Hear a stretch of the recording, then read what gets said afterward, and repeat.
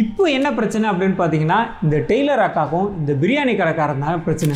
இவங்க விற்கக்கூடிய கோர்ஸ் சட்டப்படி செல்லுமா, இவங்களுக்கு அந்த ரைட்ஸ் இருக்கா, இவங்களுடைய சர்டிஃபிகேட் லீகலாக வேலிடா அப்படின்னு கேட்டிருக்காரு. ஸோ லீகலில் வந்துட்டு உடனே கட்டாயம் நம்ம பதில் சொல்லணும் இல்லைங்களா? இந்த ஆன்லைன் கோர்ஸில் ஜாயின் பண்ணலாமா கூடாதா, இந்த சர்டிஃபிகேட்டுக்கு ஏதாவது வேலிடிட்டி இருக்கா, இந்த அக்காவுடைய ட்ரைனிங் அகாடமி ஒரு லீகலான அகாடமியான்னு பார்த்தீங்கன்னா,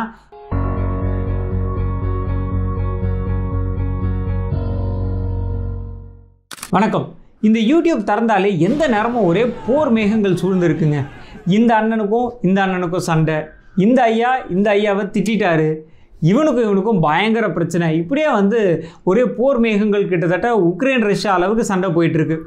இப்போ என்ன பிரச்சனை அப்படின்னு பார்த்தீங்கன்னா, இந்த டெய்லர் அக்காக்கும் இந்த பிரியாணி கடைக்காரன் தான் பிரச்சனை என்ன அப்படின்னு கேட்டிங்கன்னா ரொம்ப சிம்பிள் தான். இந்த டெய்லர் அக்கா ஒரு டெய்லரிங் அகாடமி நடத்திட்டு இருக்காங்க. அது மூலிமா டெய்லரிங் கோர்சஸ் எல்லாம் விற்றுட்டு இருக்காங்க.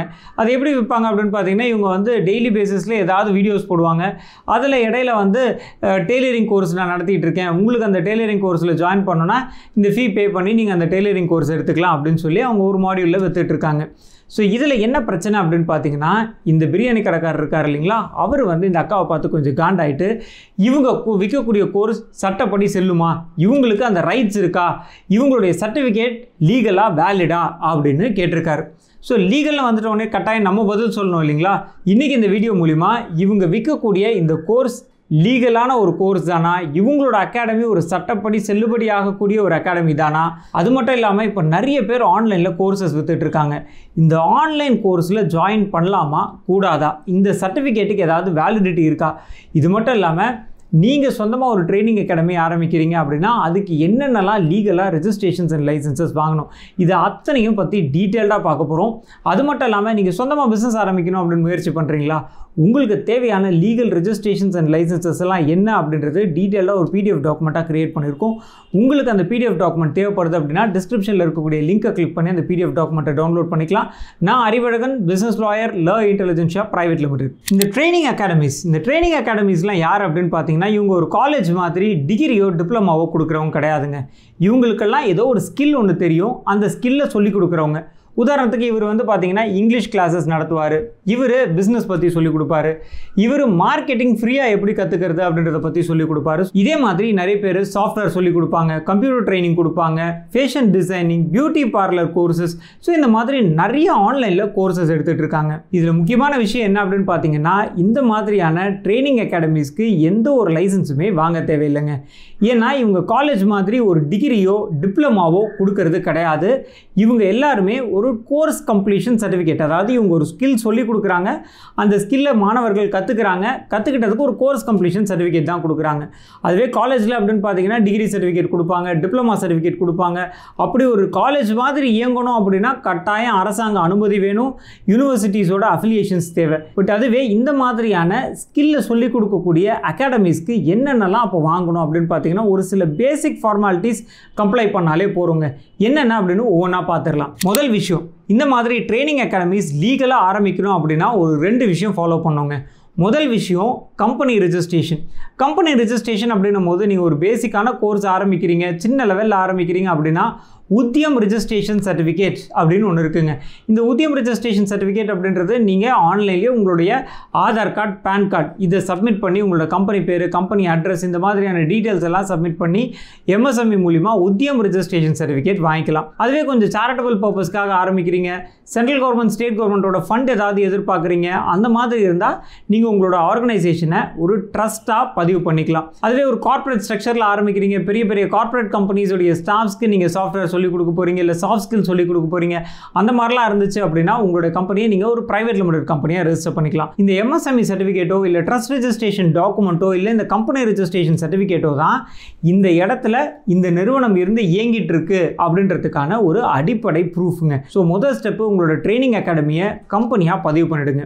ரெண்டாவது விஷயம் ஜிஎஸ்டி ரெஜிஸ்ட்ரேஷன். இப்போ 2016 இந்த ஜிஎஸ்டி அப்படின்றது எல்லா பிஸ்னஸுமே வாங்க வேண்டிய ஒரு விஷயமா போச்சு. பட் அதுலேயுமே வந்து பார்த்தீங்கன்னா உங்களுடைய டேர்ன் ஓவர், அதாவது நீங்கள் வருஷம் ஃபுல்லாக சம்பாதிக்கக்கூடிய அந்த மொத்த பணம் அப்படின்றது ஒரு 20 லட்சம் ரூபாய்க்கு கம்மியாக இருக்குது அப்படின்னா நீங்கள் ஜிஎஸ்டி எடுக்க தேவையில்லை. ஆனால் நீங்கள் கோர்சஸை ஆன்லைன் மூலிமா சொல்லிக் கொடுக்குறீங்க, ஆல் ஓவர் இந்தியா நீங்கள் வந்து இதை ஆன்லைன் மூலிமா உங்களோட கோர்சஸ் விற்குது, அது மட்டும் இல்லாமல் உங்களோட டேர்ன் ஓவர் 20 லட்சம் ரூபாய்க்கு மேலே போகுது, இந்த மாதிரியான சுச்சுவேஷன்ஸில் கட்டாயம் நீங்கள் ஜிஎஸ்டி வாங்கியிருக்கணும். ஸோ ரெண்டாவது விஷயம் ஜிஎஸ்டி ரெஜிஸ்ட்ரேஷன். இது ரெண்டு தாங்க லீகலான சர்டிஃபிகேட்ஸ் அப்படின்றது. இது ரெண்டு இருந்தாலே உங்களுடைய அகாடமி அப்படின்றது ஒரு லீகலான ஒரு ட்ரைனிங் அகாடமியாக இருக்கும். இந்த ரெண்டு சர்டிஃபிகேட்டையும் நீங்கள் வந்து பேங்க்கில் கொடுத்து கரண்ட் அக்கௌண்ட் அப்படின்றதும் கட்டாயம் ஓப்பன் பண்ணிக்கோங்க. ஸ்டூடெண்ட்ஸ் கிட்டேருந்து ஃபீஸ் கலெக்ட் பண்ணும்போது உங்களுடைய சேவிங்ஸ் அக்கௌண்ட்டை யூஸ் பண்ணவே பண்ணாதீங்க. கரண்ட் அக்கௌண்ட் மூலிமா எந்த ஒரு பேமெண்ட்டாக இருந்தாலும் வாங்குங்க. அடுத்து, இப்போ உங்களோட கம்பெனி லீகலாக ஸ்ட்ராங்காக இருக்குது. அடுத்தது நீங்கள் கொடுக்கக்கூடிய சர்டிஃபிகேட். இப்போ உங்களோட சர்டிஃபிகேட் அப்படின்றது நீங்கள் ஒரு கம்பெனி நீங்கள் வந்து இஷ்யூ பண்ணுறீங்க, பட் அதுக்குன்னு ஒரு பெரிய வேல்யூ இருக்கணும் அப்படின்னா அந்த வேல்யூ உங்களோட சர்டிஃபிகேட்டுடைய மதிப்பை இன்னும் கூட்டுறதுக்காக நீங்கள் இன்னும் ஒரு சில ரெஜிஸ்ட்ரேஷன்ஸ் அண்ட் லைசன்சஸ் வாங்கிட்டீங்க அப்படின்னா உங்களுடைய சர்டிஃபிகேட்டுடைய வேல்யூமே அதிகரிக்கும். அது என்னென்ன அப்படின்னு பார்க்கலாம். முதல் விஷயம் ஐஎஸ்ஓ சர்டிஃபிகேஷன். இந்த ஐஎஸ்ஓ சர்டிஃபிகேஷன் அப்படின்றது எதுக்காக அப்படின்னு பார்த்தீங்கன்னா, உங்களுடைய நிறுவனம் நல்ல தரமான கோர்சஸ் கொடுக்குறாங்க, நீங்களும் நல்ல கஸ்டமர் சப்போர்ட் கொடுக்குறீங்க அப்படின்றத உறுதி செய்யும் வகையில் நீங்கள் எடுக்க வேண்டிய ஒரு குவாலிட்டி சர்டிஃபிகேட் தான் இந்த ISO 9001:2015 அப்படின்ற சர்டிஃபிகேட். ஸோ இது இருந்தாலே உங்களுடைய அகாடமி நல்ல ஒரு குவாலிட்டியான ஒரு அகாடமி, நல்ல ஒரு தரமான கம்பெனி, தரமான நிறுவனம் அப்படின்றது ப்ரூவ் ஆகும். இரண்டாவதாக NSDC, அதாவது national skill development corporation of India. So இது வந்து பார்த்தீங்கன்னா மத்திய அரசாங்கம், அதாவது ministry of skill development and entrepreneurship அமைச்சகத்துடைய ஒரு கொலாபரேஷனில் உருவான ஒரு அமைப்புங்க. இந்த அமைப்பு பார்த்தீங்கன்னா நிறைய ஸ்கில் டெவலப்மெண்ட் ப்ரோக்ராம்ஸ் பண்ணிகிட்டு இருக்காங்க. நீங்கள் ஆரம்பிக்கக்கூடிய உங்களுடைய எஜுகேஷன் அகாடமியும் இந்த NSDCயோட ஒரு பார்ட்னர்ஷிப்பாக நீங்கள் வந்து என்ரோல் பண்ண முடியும். அதாவது இவங்களோட அஃபிலியேஷனும் நீங்கள் வாங்க முடியும். இவங்களோட அஃபிலியேஷன் இருக்குது, இவங்களுடைய லோகோவையும் நீங்கள் உங்களோட சர்டிஃபிகேட்டில் போடுறீங்க அப்படின்னா கட்டாயம் உங்களுடைய சர்டிஃபிகேட்டோட மதிப்பு அப்படின்றது இன்னுமே அதிகரிக்கும். மூணாவது ஸ்கில் இந்தியா. இந்த ஸ்கில் இந்தியா அப்படின்றது பார்த்தீங்கன்னா 2015 மத்திய அரசாங்கம், அதாவது பிரதமர் மோடி அவர்களால் துவங்கி வைக்கப்பட்ட ஒரு நிறுவனம். இந்த ஸ்கில் இந்தியா மூலிமா நிறைய ஆன்லைன் கோர்சஸ் உங்களுடைய ஸ்கில்லை டெவலப் பண்ணிக்கிறதுக்காக அவைலபிளாக இருக்குது.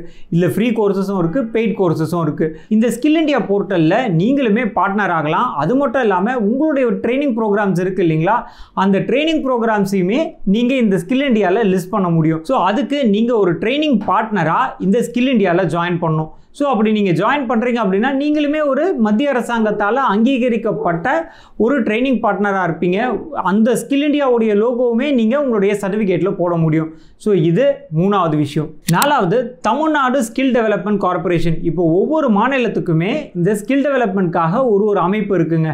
அதில் நீங்கள் தமிழ்நாட்டிலேருந்து நீங்கள் கோர்சஸ் கொடுக்குறீங்க அப்படின்னா நீங்களுமே இந்த தமிழ்நாடு ஸ்கில் டெவலப்மெண்ட் கார்ப்பரேஷனில் மெம்பர் ஆக முடியும். அப்படி மெம்பர் ஆகிட்டீங்க அப்படின்னா தமிழ்நாடு ஸ்கில் டெவலப்மெண்ட் கார்ப்பரேஷனோட லோகோவுமே நீங்கள் வந்து உங்களோட சர்டிஃபிகேட்டில் பயன்படுத்த முடியும். ஸோ இந்த லோகோஸ் எல்லாத்தையும் நீங்கள் உங்களோட சர்டிஃபிகேட்டில் போட்டு இஷ்யூ பண்ணுறீங்க அப்படின்னா உங்களுடைய சர்டிஃபிகேட்டோட மதிப்பு இன்னும் பன்மடங்கு அதிகரிக்கும். ஸோ நீங்கள் ஒரு ட்ரைனிங் அகாடமி ஆரம்பிக்கிறீங்க, அது ஒரு சட்டப்பூர்வமான ஒரு நிறுவனமாக இருக்கணும் அப்படின்னா நான் சொல்லியிருந்தேன் இந்த அத்தனை விஷயத்தையும் நீங்கள் ஃபாலோ பண்ணீங்க அப்படின்னா கட்டாயம் உங்களுடைய ட்ரைனிங் அகாடமியுமே ஒரு லீகல் அகாடமியாக இருக்கும். அது மட்டும் இல்லாமல் முக்கியமான விஷயம் பார்க்கணும் இல்லைங்களா, இந்த அக்காவுடைய ட்ரைனிங் அகாடமி ஒரு லீகலான அகாடமியான்னு பார்த்தீங்கன்னா எஸ், இவங்க GST வாங்கியிருக்காங்க, MSME சர்டிஃபிகேட் கொடுத்துட்டு இருக்காங்க. அது மட்டும் இல்லாமல் இவங்க கொடுக்கக்கூடிய சர்டிஃபிகேட்ஸ் எல்லாமே இவங்க ஒரு கோர்ஸ் மாடியூல் கிரியேட் பண்ணியிருக்காங்க. யாரெல்லாம் அந்த கோர்ஸ் மாடியூலை ஃபுல்லாக படித்து கம்ப்ளீட் பண்ணுறாங்களோ அவங்களுக்கு தான் இவங்க சர்டிஃபிகேட் இஷ்யூ பண்ணுறாங்க. ஸோ கடைசியாக பார்க்கும்போது கட்டாயம் இவங்களுடைய ட்ரைனிங் அகாடமி ஒரு லீகலான ஒரு அகாடமி தான் அப்படின்றது ப்ரூவ் ஆகுது. நான் அறிவழகன், பிஸ்னஸ் லாயர். நன்றி, வணக்கம்.